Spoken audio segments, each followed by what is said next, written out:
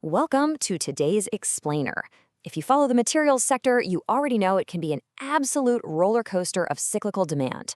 But Kaiser Aluminum, ticker KALU, just delivered a massive Q1 2026 earnings beat that honestly caught the market completely off guard. Today, we're going to break down exactly how they shattered expectations and why management actually thinks this is just the beginning. Okay, let's dive into this. We're going to tackle this analysis in 4 parts today. First, we'll look at the Q1 2026 surge. Second, the segment drivers and drags. Third, we'll check in on their financial health and dividends. And fourth, we'll wrap up with the 2026 outlook.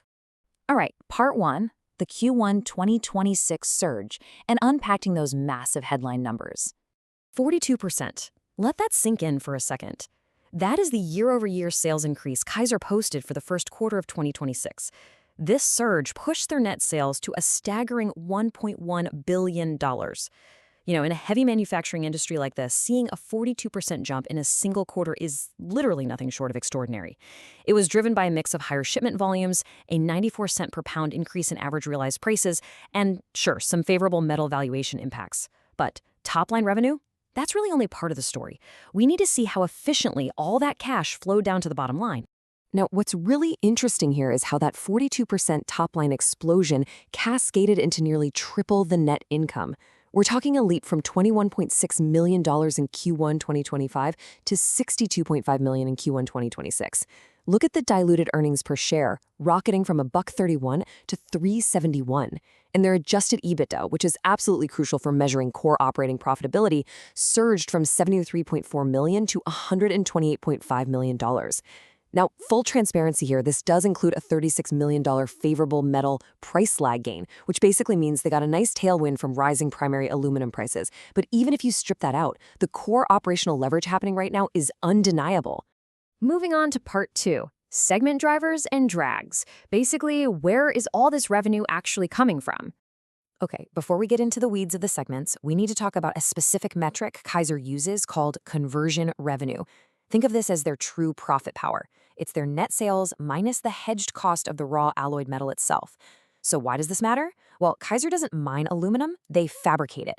Conversion revenue strips out the volatile commodity price of the metal they just pass through to customers, isolating the actual value they add through their engineering and manufacturing. It's essentially the ultimate scorecard for how well their business model is working.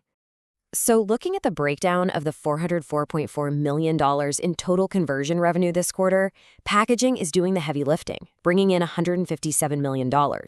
Close behind that is the aerospace and high-strength segment at $131 million. General engineering, or GE, pitched in a solid $87 million. What this brilliantly illustrates is just how heavily Kaiser is leaning into the soaring demand for sustainable aluminum packaging, along with the huge ongoing recovery in commercial and defense aviation. But it isn't all just smooth sailing, right? We have to look at the contrast between their aerospace and automotive sectors. In aerospace, conversion revenue was up 8%. Those annoying destocking headwinds from last year are finally easing up. A lack of imports is letting Kaiser grab major market share, and increased defense and space spending is just driving massive demand. But contrast that with automotive, which actually took an 8% hit in revenue. They're dealing with declining shipments and some really tough conditions in that specific sector. Luckily for Kaiser, though, automotive makes up a much smaller slice of their overall revenue pie compared to aerospace. Let's pivot back to the star of the show, packaging. Conversion revenue here didn't just grow, it advanced, a massive 24%. And here's the kicker.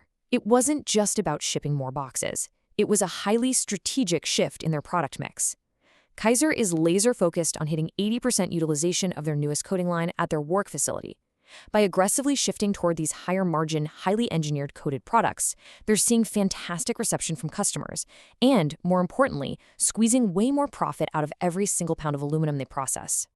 All right, part 3, financial health and dividends. Let's dig into the balance sheet story. First up, liquidity. And honestly, Kaiser is sitting on a rock-solid foundation right now. At the end of the quarter, they boasted $596.3 million in total liquidity. That breaks down into $30 million in cold hard cash on hand, plus a massive $566.3 million available on their revolving credit facility. Actually, they repaid all of their revolver borrowings during the quarter. This is huge because it gives them immense flexibility to fund operations, brush off any weird commodity shocks, and keep investing in capacity. So, the crucial point here is their net debt leverage ratio, which now sits at 2.8x. To put that into perspective, just at the end of last year, that number was 3.4x. Thanks to that explosive EBITDA performance we talked about earlier, combined with their strong cash position, they've dramatically deleveraged the balance sheet in just 3 months. They are rapidly closing in on their highly healthy target range of 2.0 to 2.5 times leverage. And you know what? Management is perfectly happy to share this cash generation with their investors. In April, the board declared a 77-cent quarterly dividend. What's truly impressive about this isn't just the yield, it's the consistency. 2026 officially marks the 19th consecutive year they've maintained or grown this dividend. That sends a loud, clear message. Management has deep, deep confidence in the sustainability of their current cash flows, and they are committed to returning value to shareholders no matter where we happen to be in the broader economic cycle. To contextualize all this financial health, we can track their 5-year cumulative total return against benchmarks like the Russell 2000 and the S&P Small Cap 600 Materials Index. You know, you can definitely spot the cyclical dips they've historically had to navigate, but when you combine their recent deleveraging, a 19-year dividend track record, and this latest massive earnings beat, it suddenly makes total sense why the market is paying such incredibly close attention to the trajectory they are on today. Finally, Part 4, the 2026 outlook. Let's look at what management is calling a step change in performance. I actually want to use CEO Keith Harvey's exact words from the recent earnings call here. He stated, "We believe 2026 represents the opportunity to deliver a true step change in performance." Now that phrase, step change, that is aggressive.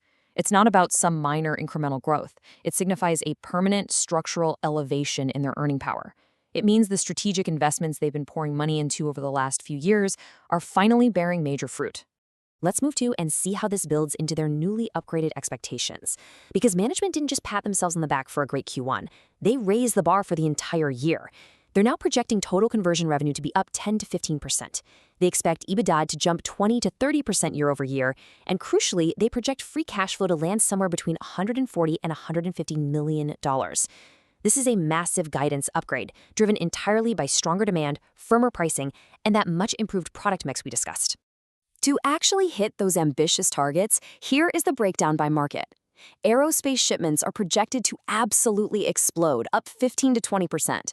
Packaging shipments are right behind them, expected to grow 10 to 15% as that Warwick coating line really ramps up.